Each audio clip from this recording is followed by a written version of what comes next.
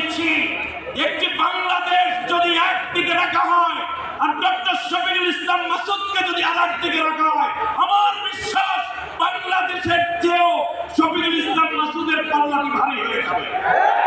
তার কারণে বাংলাদেশকে ভালোবেসে তিলে তিলে পুরে পুরে ক্ষয় হয়ে হয়ে একদিকে দেশপ্রেমিক আর একদিকে ইসলামের অনন্য একমাত্র মুজাহিদ হিসাবে দুই দিকে পরিচিত এক নেতা, এই কৌশলবাসীকে এই জন্য আরেকবার ধন্যবাদ।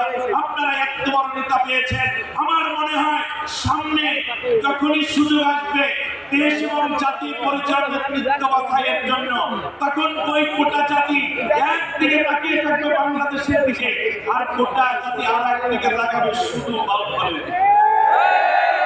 আজ এই পটুয়াখালীর জনসমুদ্র বিশাল মাহফিলের শুধুমাত্র পটুয়াখালীতে নেই, এটা গোটা বিশ্বে ছড়িয়ে মিডিয়া প্রচার করছে, পত্রিকা প্রচার করছে। আল্লাহ রাব্বুল আলামিন এই বিশাল মাহফিলের সম্মানিত প্রধান অতিথি আমাদের প্রিয় ভাই, আজ যুব সমাজ যেদিকে বিজয় যাবে সেদিকে, ঠিক কিনা বলেন? এই যুবকের রাহবার সেনাপতি হচ্ছেন ডক্টর শফিকুল ইসলাম মাসুদ।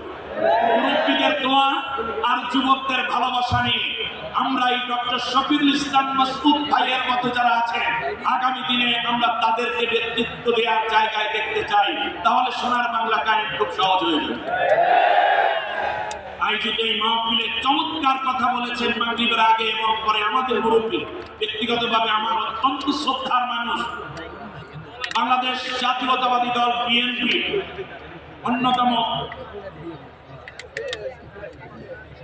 একজন নেতা, এই পটুয়াখালীর আর এক বীর সন্তান, সাবেক স্বরাষ্ট্র বাণিজ্য মন্ত্রী জনাব এয়ার ভাইস মার্শাল আলহাজ আলতাফ হোসেন চৌধুরী সহ নেতৃবৃন্দ, বিশেষ করে আমার কলিজার টুকরা যুবক ভাইয়েরা, আমার এই বিশাল তাফসীরুল কোরআন মাহফিলে উলামা হযরত পর্দার আড়ালে মা বোন, মুরব্বিয়ানে কেরাম, অন্যান্য ধর্মাবলম্বী ভাই বোনদেরকে আন্তরিক মোবারকবাদ জানাই। আমি আপনাদের উদ্দেশ্যে